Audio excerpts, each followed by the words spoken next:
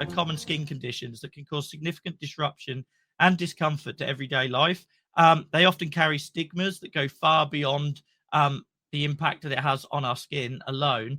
And we hope to highlight some of those issues tonight and provide some practical tips and advice on managing those conditions and living more comfortably from various lived experiences, perspectives on the show.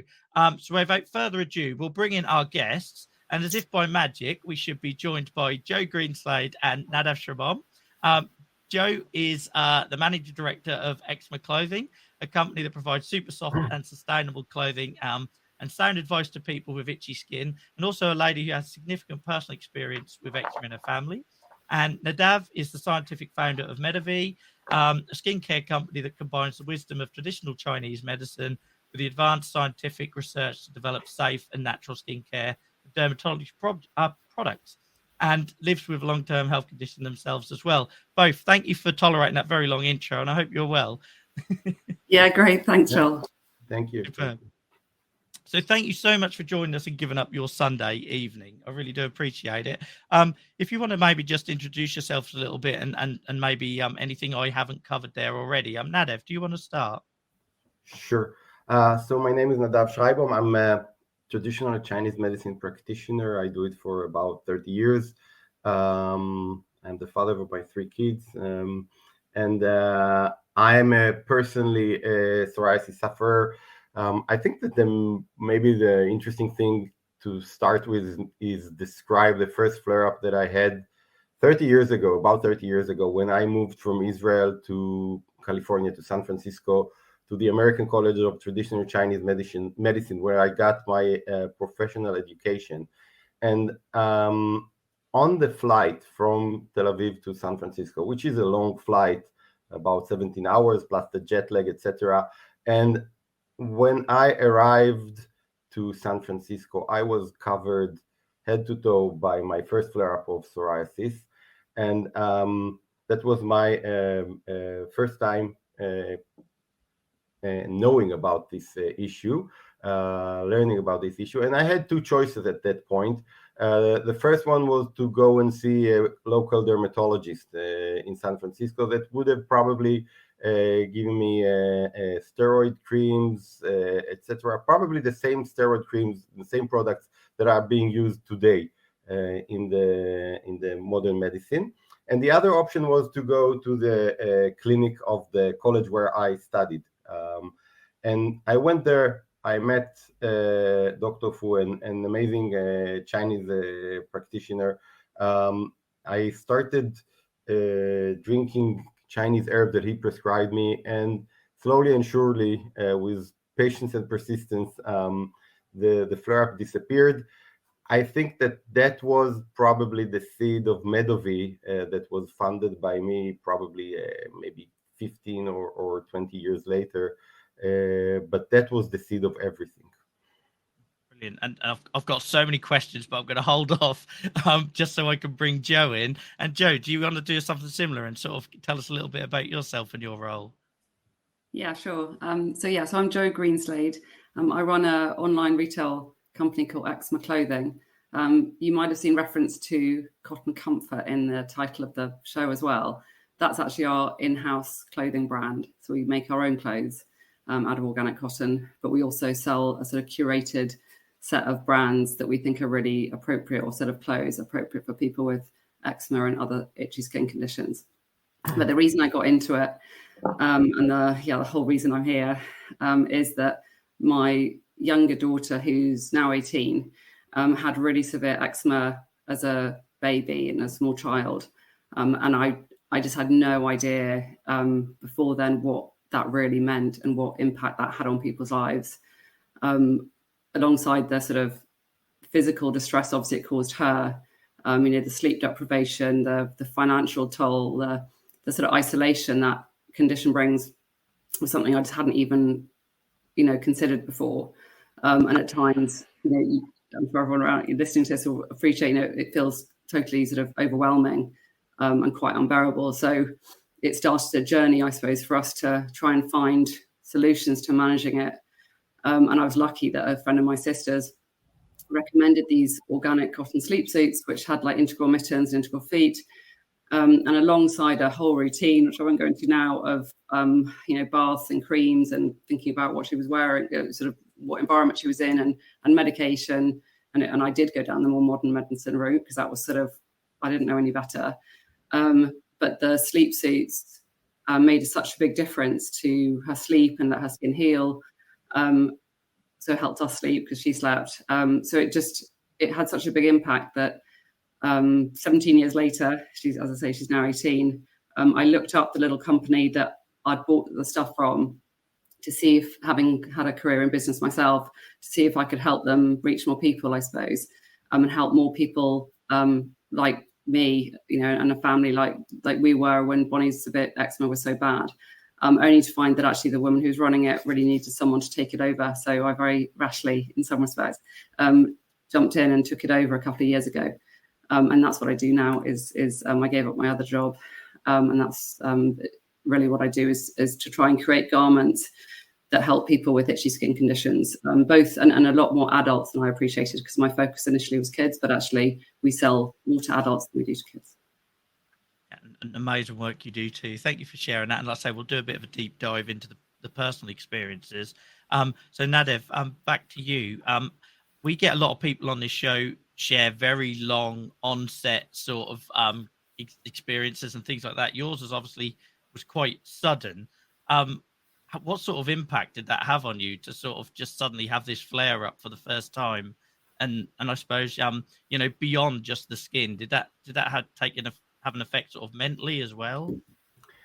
I think that we can go strictly and directly to the point of stress. Any person on that conversation, on this discussion here, we all are aware of the stress and its effect on skin problems, on health in general, but on skin problems for sure. And I think that what we should understand about stress is that it's a cause and effect, and it's a vicious circle in a way, because it causes psoriasis and psoriasis causes stress. And then in a way you get into this vicious circle. It's very hard to get rid of it, to get out of it. You have to develop some awareness to the situation. You have to use all the methods in the world to try and deal with the stress.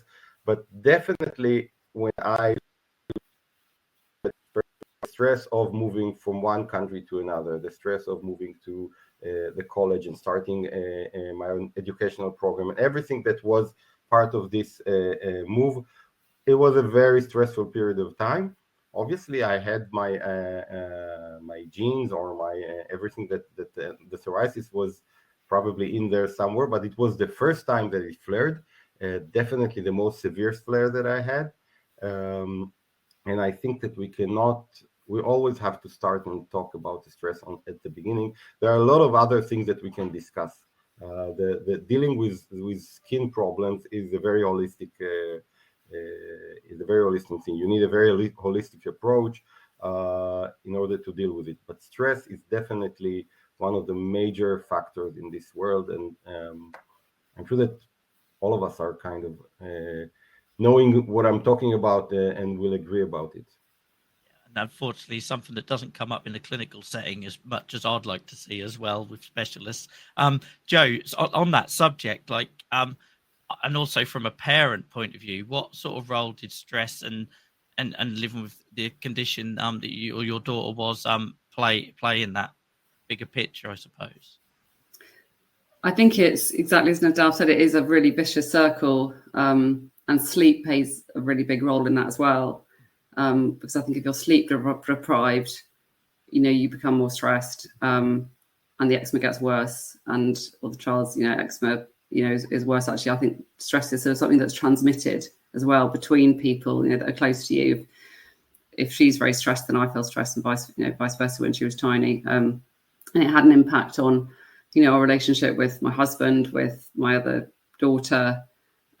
So yeah, I totally agree with the sort of, the vicious circle nature of it, and trying to break that cycle and trying to identify things that will, reduce your stress and obviously reduce the flare-ups or help you manage, whether it's specific triggers around the environment, you're in, the food you're eating, the the chemicals you're using, washing powder or whatever. There's so many things. I'm sure we'll probably get into some of them. But trying to identify those, triggers which are either contact stuff or they're causing you stress is really important. And having some tools to manage them. And I think things like CBT or cognitive behavioral therapy and stuff, they didn't really exist, or certainly I wasn't aware of that sort of stuff. And it's hard, and that's not also the sort of thing that you can use with a small child. So it's if I may add, I think that everything that our kids as parents, when our children are suffering, it's worse than our pain or suffer. I'd rather have their problem and not looking at them, seeing them suffering, itching, or in pain or any. I'd rather have it myself than seeing my child in pain or in any kind of suffer. So exactly. It's and it makes you feel, I think, guilty as well, because certainly did with me when I was there. I felt maybe it was something I'd done, maybe something I was eating when I was pregnant, or maybe something I was giving her now.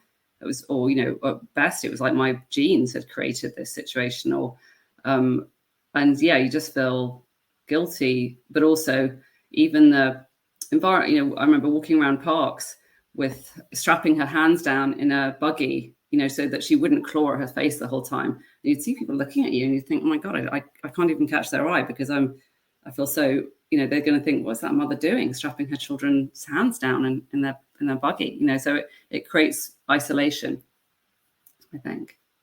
There is it's not a known syndrome, but I call it the leprosy syndrome in case of skin problems. Yeah. Very often we have a very tiny, small rash or something that is bothering us, and nobody else knows about it. But we feel that we are contaminating, that we are not aesthetic, that we are dirty or something like that. Nobody else is seeing it. Nobody is checking our hair. I don't have very much. I don't have hair these days, but I used to have sometime in the past. Nobody is checking our scalp all the time. Nobody is looking at our elbows all the time. And even if we have something there, so what? It's not the end of the world.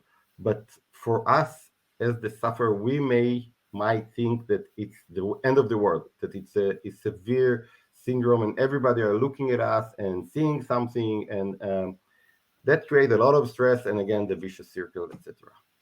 Yes, it's so true, because one of the things I campaign for is for projects to expand beyond looking for people with severe cases of these things, because my argument is I can have a tiny bit of psoriasis in an area where nobody knows it's there, but I know it's there, and I walk around the world knowing it's there, and therefore it has a mental impact on me. And often, like you talked about a tiny bit, that can then be the trigger to my psoriasis spreading, because mentally you think about it, you're obsessed with it, affects your sleep, whatever, and then a small problem becomes a big one, doesn't it? But it's mainly in our mind, in our it's ours. If we will get over that, we can go. We can fly with the stream and feel much better. And when you created Medovie or founded Medovie, and was that sort of like that gap or lack of including a sort of holistic view, was that sort of a driver, or did you see like a gap, or was it, just something that sort of just went hand in hand with the work? The dynamic of creating Medovie was very interesting. First, I'm a clinician, so I have a clinic. Every day I wake up and go to the clinic and see patients, and that's my day-to-day work. And it all started from seeing patients getting good results. It wasn't also directly I didn't start with skin problems. It ended up with skin problems. There is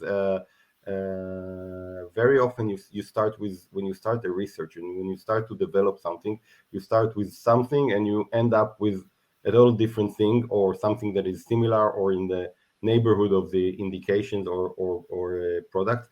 So we started the process, we started the developing process, the research based on very good, interesting anecdotal cases in my clinic. And once I saw these anecdotal cases, I said, there is something interesting here. Let's try and understand what's going on here. I think that when we talk about, we in Medovie, we talk about the 3HX, the 3 herbs that we're using in our extract in all of our products. And there is what we call the 3HX method. The 3HX method is based on taking or on using the wisdom of the traditional medicine, the Chinese medicine, the herbal medicine, the wisdom of the nature, combine it together and get the best understanding with the most sophisticated, updated tools of the modern science of the 21st century. So we get the synergy of these 3 wisdoms, and in a way, the sum of these 3 is much bigger than each of the ingredients by itself. And by the end of developing this 3HX method, we got a very safe to use for long-term use product with amazing efficacy. We have very good understanding how it works, what's the mechanism behind it, and I can give a long talk about the mechanism from both physiologies, from the TCM, from the traditional Chinese medicine point of view, or from the modern Western point of view. And it's very interesting to see how and where it meets together. The wisdom of the thousands of years and the wisdom of the modern wisdom, and how this mechanism is. It's a very fascinating and interesting thing to see. One of the things that I'm really proud of. And yes, at the end, there is an approach of a holistic approach that other than these products, it should be the clothes, it should be the nutrition, it should be the exercise, it should be the lifestyle, the smoking, the alcohol, everything else should be in there. I'm coming from a holistic approach of medicine, and this is the spirit of Medovie. Thank you for sharing that. And Joe, in your personal experience, so obviously I'm coming from a psoriasis background, more autoimmune, and although stress is a trigger, we don't have so much of the sort of like environment triggers as maybe eczema would have. Do you find like in the treatment of that sort of bigger picture is considered, and stress and sleep and the sort of like well-being of the patient as well as those sort of factors, or does that not really come into the conversation in a medical setting? I think it's I think maybe it's improved, but certainly when I was looking for advice, 18 years ago, 17 years ago, it was really so focused on very traditional, modern sort of medication, whether it's antihistamines or steroids, really, and a bit of antibiotics thrown in there to get rid of infections. And maybe drink some water, but that was sort of about the limit of it. I think now it has improved to the extent that a lot of the care is nurse-led rather than consultant-led. The problem is you can't get in to see someone. There's a massive waiting list. So like if you're lucky enough to see someone, then yes, you might get a slightly more holistic view because it's more nurse-led rather than a consultant sort of writing a prescription or giving the sort of focused on the medication. But I think, and I totally agree with Nadav, I think you have to take a holistic view, and people are more aware of that now, which is great. And I think, the internet, whilst it has, it's got its issues, the great, wonderful thing it's created is communities like this one, where people can share stories and share issues and come across people who've got the same issues as them, because it is obviously brilliant to have supportive friends and family, but actually it's probably quite rare to have people in your friends and family who really understand exactly what you're going through. And you need both, but to have a community like this where actually people understand exactly what you're going through is and have got sort of some experience to say, okay, actually, great, go to your doctor if that's what you sort of need to do, but also think about the things that, for example, for eczema, as you say, things that are touching and that are in contact with your skin, because they make such a difference. And it's really simple things like your washing powder. People don't think about washing powder enough, but everything you're wearing, and everything you're sleeping on is touched by that. And what kind of fabric it is, whether it's a synthetic fabric or whether it's a natural fabric like cotton or silk or tencel, and even I like silk and tencel, to be honest, because they're lovely and soft, but the problem with them is you can't wash them at more than 30 or 40 degrees. Whereas cotton, whether it's cotton or organic cotton, you can wash at 60 degrees, gets rid of dust mites, gets rid of sort of dead skin and the creams that get embedded in fabrics. So they're just some relatively simple lifestyle things like the temperature you're washing out, the washing powder you're using, the clothes you're wearing, trying to manage things like changes in temperature. I don't know about. I'd be interested to know, is psoriasis affected by changes in temperature? But certainly, eczema quite often is triggered by someone going from hot to cold or cold to hot. The itching definitely intensifies. Yeah.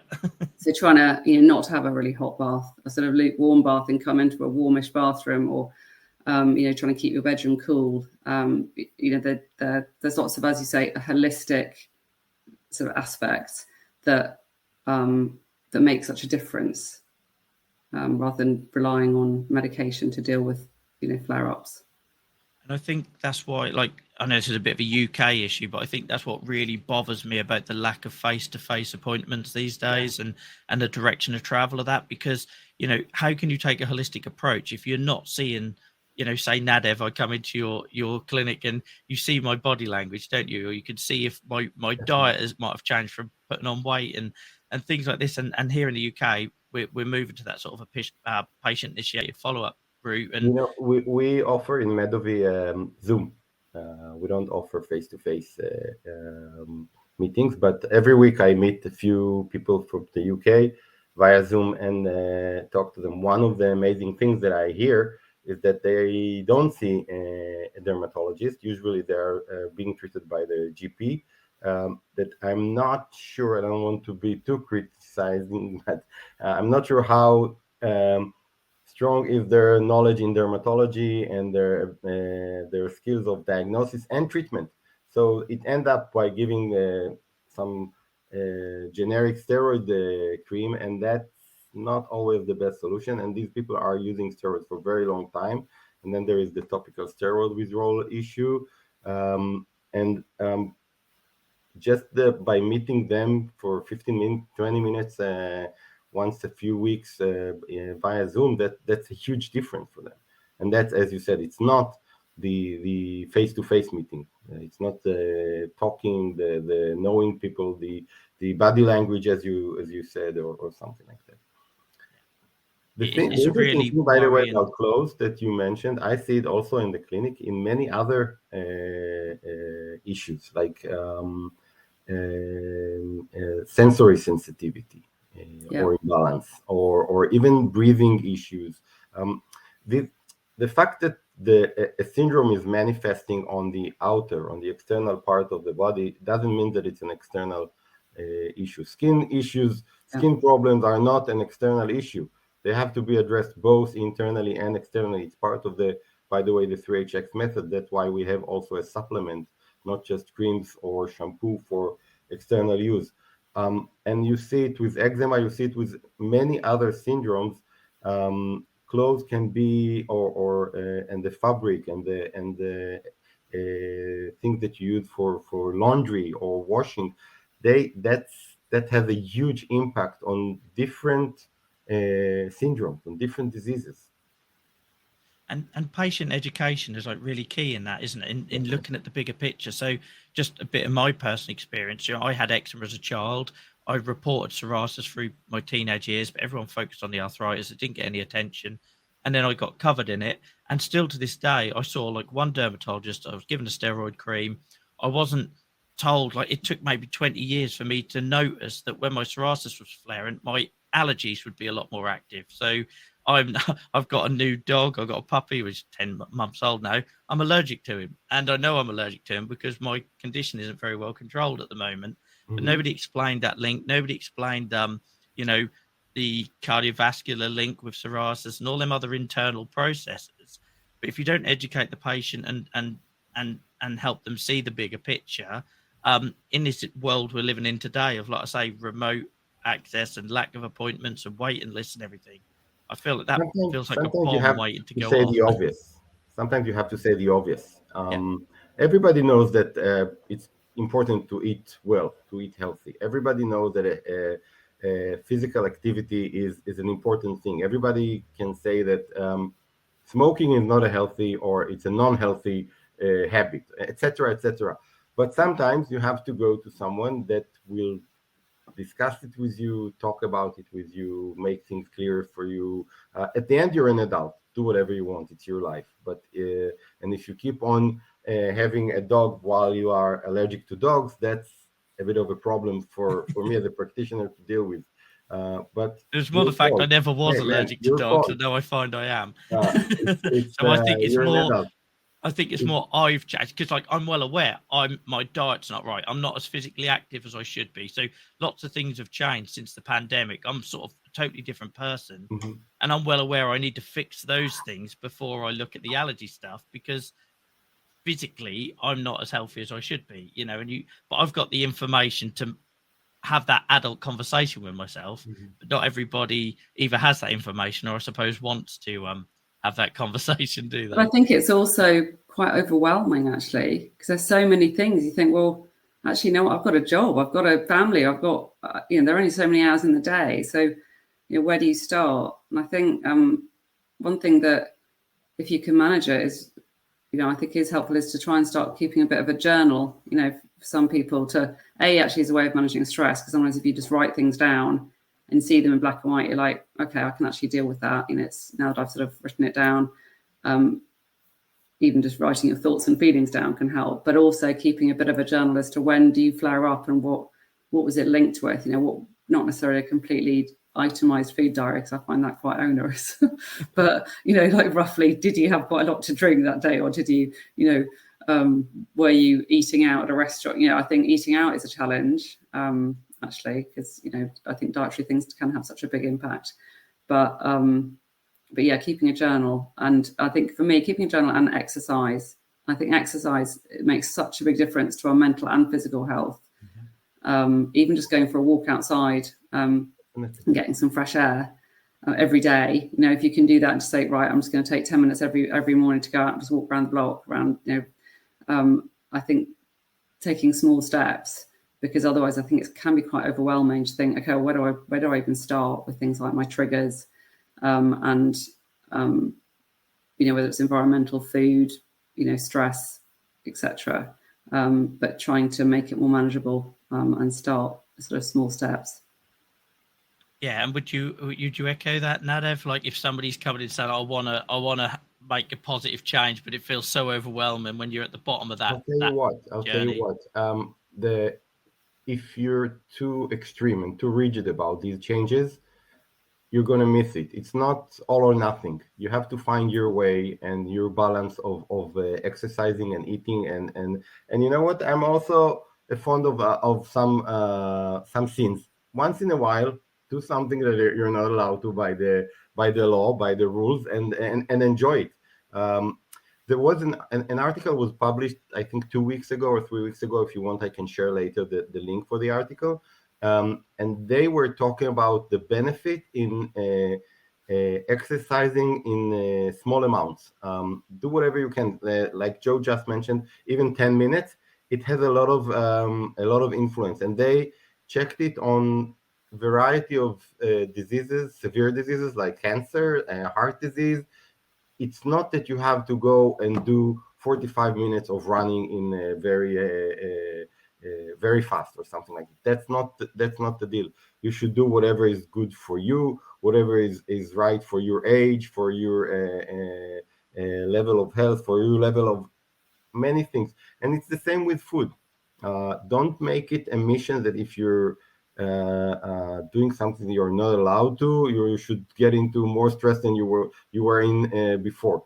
And guilt feelings are not a good thing for skin problems. So do whatever you can, make it some kind of a routine in a doable way. The recommendation is to have 150 or more minutes a week of aerobic activity. I don't know if everybody can have it. Then 100 is good enough, and 100 is 20 minutes a day, 5 times a week. That's doable for most of us. So build it in a way that you can do it and you can enjoy it, and you will feel the benefit.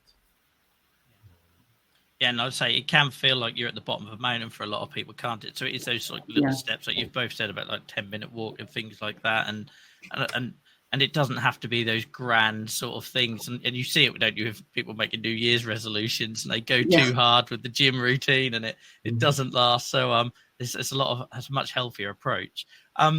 Joe, what sort of things with your experience with your child and everything would you sort of say people could maybe start with that? I know it might sound like a bit of a a bit of a big question, but like, if from your vast personal experience, you know, because that guilt thing as a parent, it eats us up over everything, not just our child's health, doesn't it? Absolutely everything. Yeah, totally. So what is there any sort of things that spring to mind, like little wins or little steps that people could take around sort of managing a child with a condition like that, like eczema?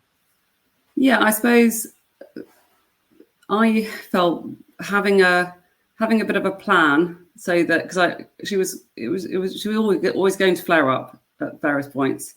So there's only so much you can do to stop that happening. And when it does happen, I suppose you don't want to feel like a failure. You know, you want to have a plan. Say, right, okay, this has happened. What am I going to do about it? So for me, it was partly about trying to reduce the triggers in the first place, and actually triggers for her, but also triggers for sort of my levels of stress. And that was probably meant taking a bit of time out for myself. So it sounds a bit selfish in a way, but actually, I think if you're looking after someone, if you're caring for someone, or even if you do have the eczema yourself or psoriasis, giving yourself a bit of a break sometimes and taking a bit of time out. And actually, for me, that probably was exercise, or, you know, going for a walk or doing something. So that's sort of one thing I'd say is take a bit of time out for yourself and find out what it is that, you know, whether it's reading a book or going for a walk or just making sure you make a bit of time for yourself. Having a plan, if there is a flare, or when, not if, but, you know, that when there's going to be a flare up. And for me, that was give her a bath or a shower in cool water, put some moisturizer on, a sort of oatmeal based one we tended to use, cover her up in some organic cotton clothes, put her in front of a TV program she really liked, so it would just let it all soak in. And just so wherever we were, obviously sometimes it's hard, but even on holiday, it's be like, right, you just need to get back to the room in the middle of the day, have a quick shower or bath, put some cream on, put some cotton PJs on, let's just watch half an hour of Peppa Pig or whatever it was. And just actually having that routine and knowing that you've got, wherever you are, whether it's at home or with friends or on holiday or something, you've got, you know, your cotton PJs. You always carry fresh water with you so you can get rid of, you know, any allergens that are on your hands or your body. And you got your moisturizer, and you can stream or, you know, download a program, you know, and having that in your back pocket and sort of saying, right, that's my go-to plan, I think really helped me. And actually giving her, when she got a little bit older, a bit of responsibility, so that she could feel if she wasn't, you know, especially if she's got quite bad food allergies as well. So she could sense if she was having a reaction, or she could tell if she was obviously flaring up a bit. And giving her, even when she was quite little, actually some responsibility to say, well, here's your cream. You've got a spare mitten top in the fridge. You might keep one. We sometimes kept one in the fridge if it was hot. If you're feeling like a flare, you can go and help yourself. And actually giving a child a sense of responsibility is great for them, because it feels like it helps them feel a bit more in control. And actually it helps you because it gives you a bit of a break, and it helps you feel more confident about putting them in a situation at a friend's house or like at their grandparents', because you know that they're not totally reliant on someone else. Actually, they can start doing stuff themselves, like taking some antihistamine if she could feel she's having a reaction to some food, or and she did that from quite a young age, and I think it really helped both of us, actually. Just you explaining that just makes you realise the sort of true burden of the condition, and how many steps are involved in the planning and everything, which often gets overlooked. And we try to highlight that on the show a lot, this sort of thing, you know, that impact on the caregiver and everything. And yeah, how super organized you have to be. Yeah. It's like, I probably hadn't appreciated all the different steps there, but thank you so much for sharing that. And I suppose Nadav, sort of over to you, like what's in your toolkit in terms of, like, you know, if things don't go to plan and you're flaring and things go a little bit south, as it happens to all of us sometimes, what do you sort of turn to cope, and what does that look like? So to be honest, my first tool was the herbs that were prescribed to me at the very beginning, and when I had to reuse them, I just used something like that prescription. Today, I'm happy and lucky to have my products that I can use on a daily basis, and they really help me. So But I think also in terms of lifestyle, and I have to say I'm lucky about it. I naturally I eat well. I like to do some sports, so I don't have to fight with myself in order to do it. Sometimes I do too much. And then I have orthopedics issues, but that's a different story. That's not a healthy thing. Sport is damaging your health if you look at it as an orthoped. But I'm not smoking. I'm socially drinking alcohol, but not a massive drinker, or so I don't have these issues. I also live in the Mediterranean, and I like the sun very much. So from one point of view, from my angle, people would say that I'm too much in the sun because of the fear of melanoma, etc. But in the aspect of psoriasis, that's a good thing for me, actually. So we all know that in psoriasis, as opposed to eczema, sun can benefit our skin and our condition. And with eczema, we should be way more careful with it because it can cause a severe flare-up, and we should be very careful about it.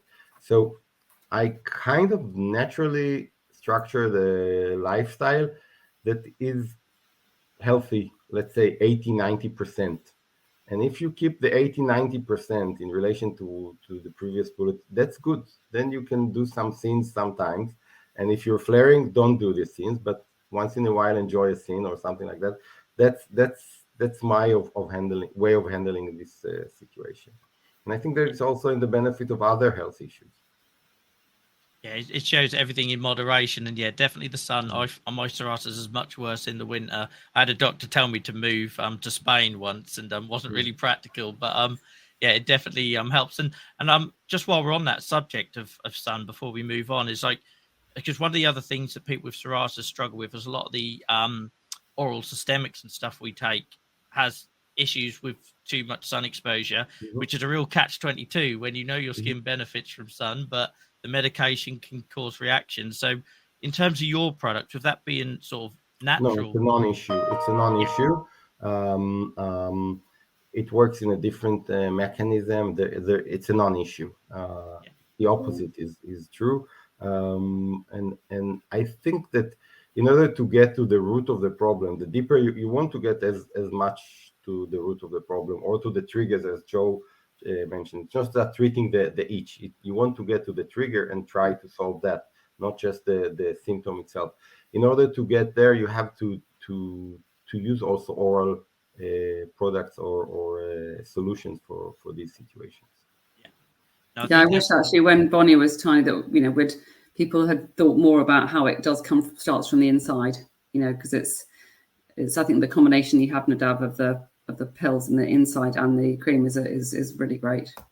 There is an expression in traditional Chinese medicine, the way they describe, by the way, these diseases thousands of years ago. They had different names, very beautiful in a way, names for, if you can say beautiful about the name of a disease. But one of the things that they described in treatment psoriasis is something that was translated as venting the rashes to the surface. So you have a rash. In a way, sometimes when you start the treatment there is a regression, and then it vents to the air and disappear in a way. So you have to deal with it internally as well.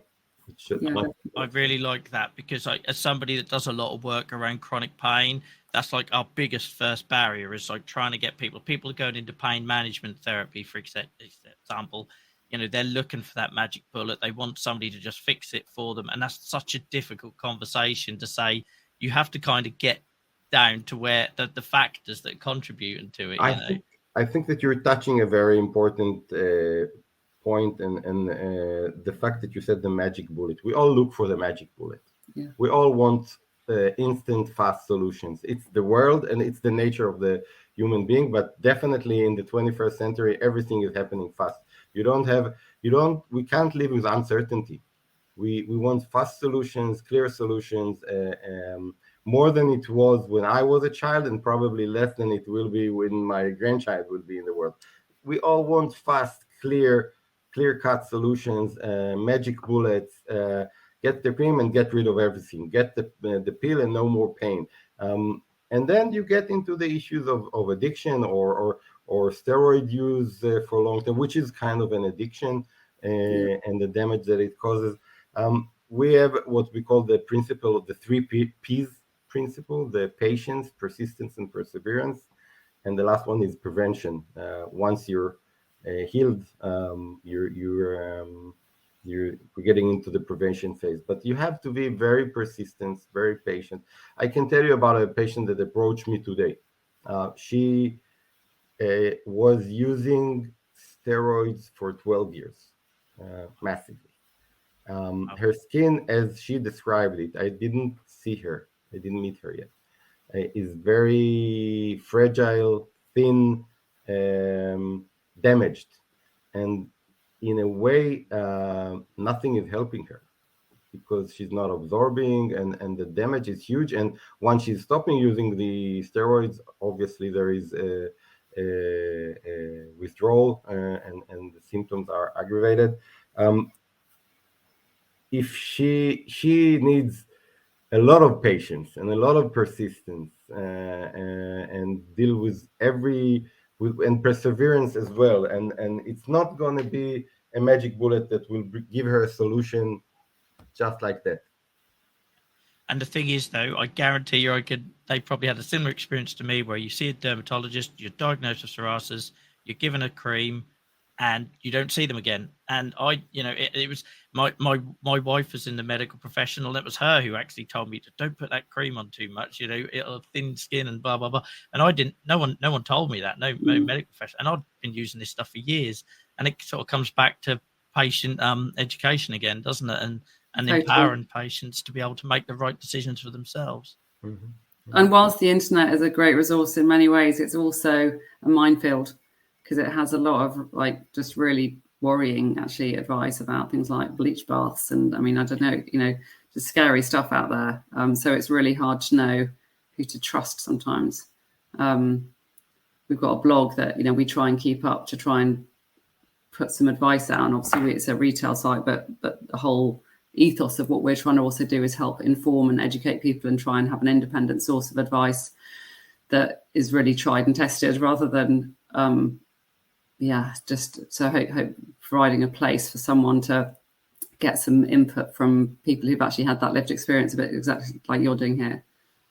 Yeah, and we can only feel one part of that as peer support. That we've got to keep applying the pressure on the medical community as well to be willing to have those conversations. We know time is a massive issue. We know budgets are a massive issue. But if we can start addressing that training factor, so that clinicians are ready to have that two-way conversation and answer questions and steer patients in the right direction, then I think that'll peer support combined with that, and we'll get somewhere. But unfortunately, we've still got a lot of work to do on the second point. So it's difficult. It's difficult.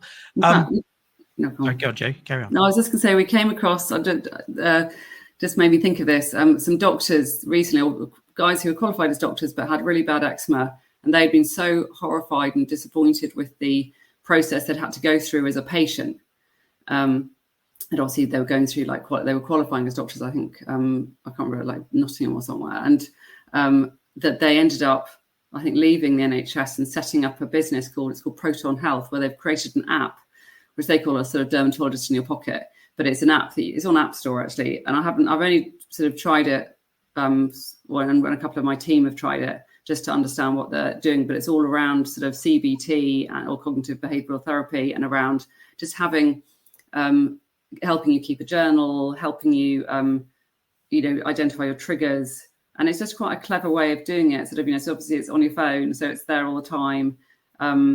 So that for me has been quite an interesting way, because I think it shouldn't replace the NHS, because the NHS should be there for everyone. But actually, sometimes I think you have to just think around it and think, okay, well, what can you supplement the NHS with to try and fill some of that gap, that sort of holistic approach, and the more of the well-being support and the mental health support. And I thought this was quite an interesting approach on it. But I think there's a link on our website somewhere under our advice at the bottom if anyone wants to look up Proton Health, and I can put a link in the chat later. Thank you. And I think the thing is that, like I say, that takes time to filter through. You know, if I was doing this talk show 4 years ago, there's absolutely no way us three would be on here having this conversation, because I was programmed by my clinic. I did what he said. There was no other way. I wasn't looking at clothing or alternative creams or my bath routine with salt and all this sort, you know, all them other sort of, I was literally taking my tablets and that was it. Take my tablets, not getting better, not getting better, not getting better. And then, but in the last 4 years, CBT, pain management, walking more, worry management, that I didn't even know existed, like social prescribe and that sort of stuff, that we're really not offering to patients enough. That's had more of an impact on me as any drug. So I think it's really important what you're sharing. And I just want to mention that, because if anyone who's watching who was in that place where I was 4 or 5 years ago and thinking, yeah, all right, whatever, I'll just keep taking my pill, like there are other ways of managing your condition and a bigger picture way of managing your condition. So I just want to I suppose I'm just thinking about anything else we want to talk about here. And so we've talked about stress and sort of like the work that goes in from your point of view, Joe, in terms of being a caregiver and everything else. I'd like to touch a little bit, if you don't mind, on like the social side. I know, Joe, you mentioned it earlier in your sort of introduction and about people looking at things like, you know, and we've talked about some of the medical challenges, but in terms of the social impact of living with conditions with eczema and psoriasis, has anyone got any sort of like things they want to share on that, or do you think it's, for example, do you think it's often overlooked, that side of these skin conditions and visible conditions such as eczema and psoriasis?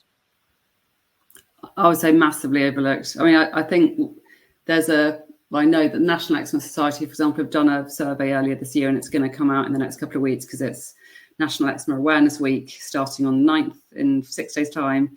And they're going to be releasing some stats, but they shared a few of them with me on a call I had with them. And some of them are really scary in terms of the number of people. I mean, the figures are massive in terms of mental health. Sort of, I think it was like 80% of people with eczema said that they had suffered, their mental health had suffered as a result of their skin condition.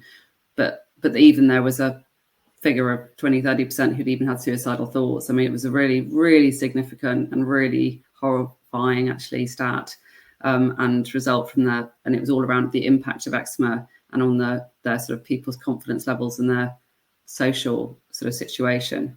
Not wanting to go out, you know, not being able to wear the same clothes as their friends, not being able to you know, participate in going to the beach where it's a sandy environment, or, you know, just being able to participate fully and not having the confidence.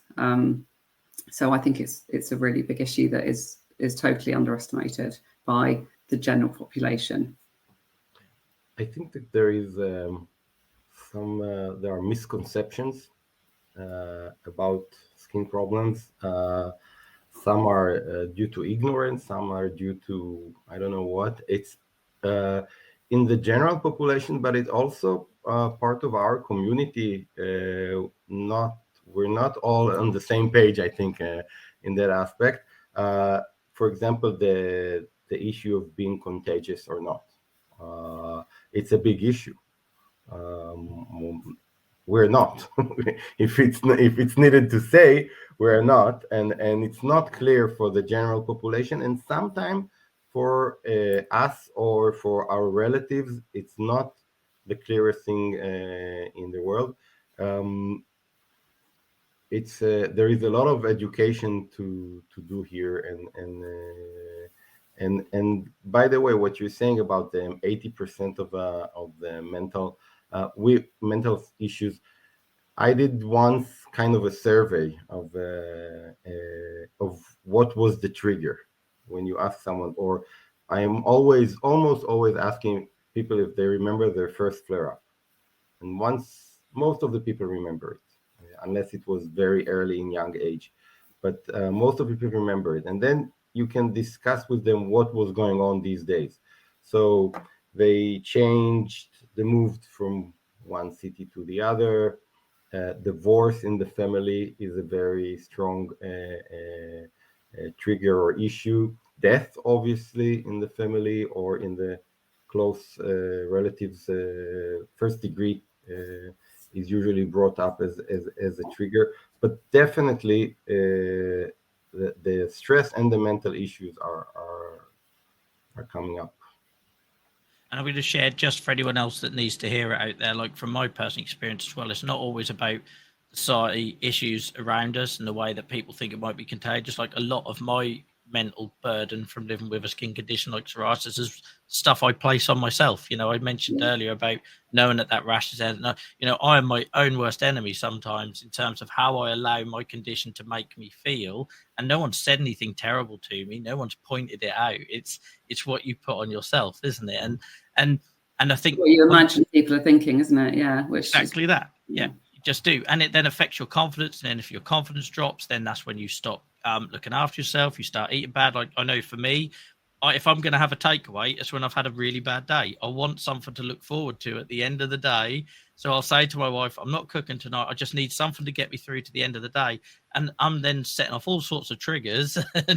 But it's because, you know, I woke up that morning, I had a bad day of my condition, and it becomes a spiral that you have to then sort of try and jump in and stop. So I'm only mentioning that in case there's anyone else out there thinking like, you know, I put it all on myself, because I know I do. And I think it's, again, it's having them honest conversations with yourself, isn't it? Yeah, totally. And the other thing I just wanted to mention as well, because like, you know, obviously myself and Joe were in the UK, my advocacy work, I hadn't appreciated just how vast these stigmas and social issues were until I started doing stuff like in other parts of the world. And like, so we talk about contagious, that element, in the UK, people don't talk, especially men, and this sort of things we just cover up. But my advocacy has led me to realize what a big issue is in some cultures where you're cursed. You know, people think you're cursed, or people think that if you're in Africa, they'll link it to things like HIV and stuff like that, and or you'll be asked to leave the village. We've had other guests on here that have shared those experiences, and it's really eye-opening. So like a skin condition goes way beyond like the experiences we just have as individuals. You know, they're some real big hitting issues, aren't they, that to try and address.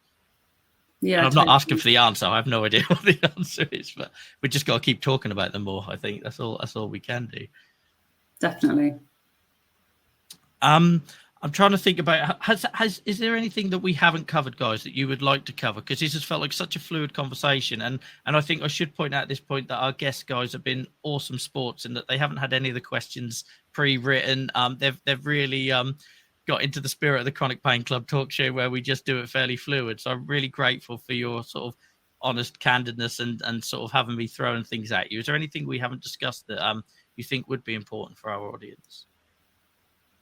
I think we've covered a lot of stuff, actually. I mean, there's one really small thing, actually, which I hadn't really put about. We're going to have a heat wave next week, from what I can see on the weather forecast, and that's a bit of a scary thing, actually. I think if you've got quite bad eczema, because sweat and you know, the sun is lovely. I mean, we all love the sun, but actually, it can be a real trigger. And I hadn't quite appreciated, actually, that in some ways it's got some benefits for psoriasis. I mean, I think eczema actually also can clear up, but I think it's just important for people to think, you know, you should cover up with a thin cotton top, or, you know, and you know, wear a hat if possible, drink loads of water. And as I said, one thing we found is keeping something like a pair of pajamas or a nightdress or a, you know, even a pillowcase in the fridge, so you can change it when you're really hot and sweaty one night, and just change your clothes or change your pillowcase or something really helps. So, you know, having a little cool box even next to bed with a flannel in it and some cold water, so that you can, you know, cool yourself down.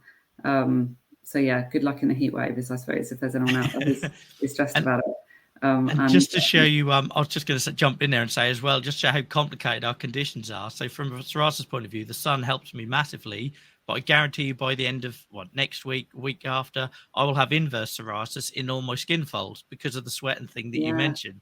I'll get it in the creases of my arms or behind my knees, and it's purely because of that. So sometimes you're damned if you do, damned if you don't. Sorry, I interrupted you, Joe. No, that was it. Okay. No, thanks, Phil. If I may, I want to maybe add something. We're summarizing, are we? Go. I think that if I would like to emphasize one thing, is that a lot is in our hands. We there is a saying in Chinese. I will try to translate it in a good way, but it says something about those who wants to change, who wants a change, and those who wants to change. The difference between, we all want changes. The question is how much we will put an effort and into doing or the change, and I think that a lot is in our hands. It's not just the medical solutions and the magic bullet that you mentioned. We can put energy into the prevention. We can put energy into the lifestyle. Once there is a flare, we will deal with it. I'm not ignoring the flare-ups, but a lot, and it's true about everything in health, in different aspects of health. You can say it's true about everything in our life. We can deal with a lot in advance, and we can take care of a lot in advance, and we can manage a lot in advance in a way that we will be much healthier.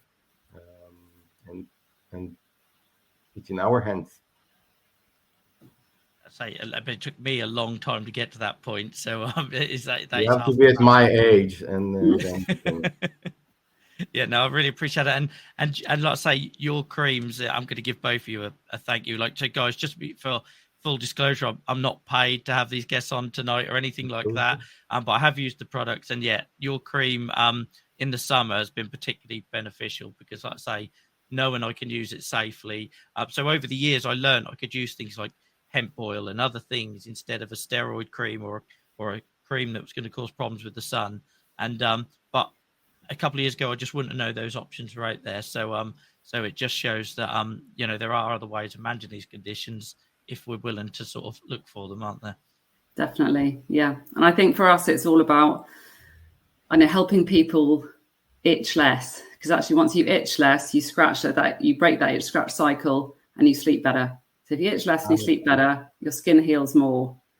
So those for us are our two really key aspects of our clothes. And it's got to be a part of the solution. It's not the solution. It's part of a whole holistic way of managing your condition. But we think it's a pretty crucial part of the solution. And it's an area I totally overlooked, Joe. Until I tried. And I had to, until I tried those my friend's pajamas. sister recommended it. It wouldn't even have occurred to me.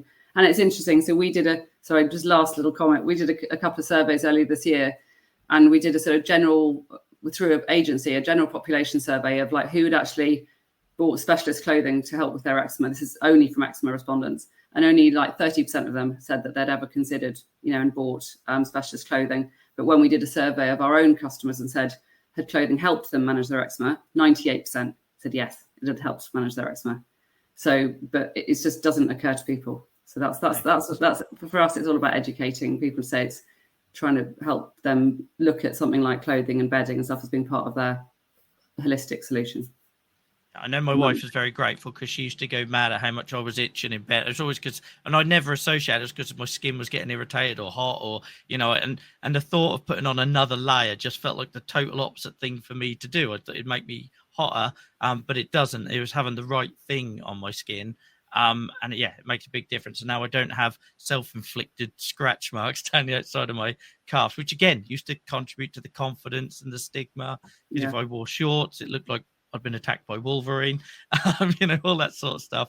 So yeah, I really do appreciate what you're doing, guys. I really appreciate you giving up your Sunday evening as well to join us in our lovely community. Our pleasure. And really, I know really lovely to talk to you. Thank you. And yeah, please feel free to stick around in the chat afterwards. Everyone's been listening so intently. We have a very polite bunch here. They go very quiet when the conversation's good. So I'm sure there'll be a few comments coming up afterwards. So I'll let you go back and enjoy the rest of your evening. And let's do this again sometimes. I really appreciate Brilliant. Thanks so much, Joel. Thank you very much, guys. Thank you both. Bye-bye. Nice to see everyone. Bye.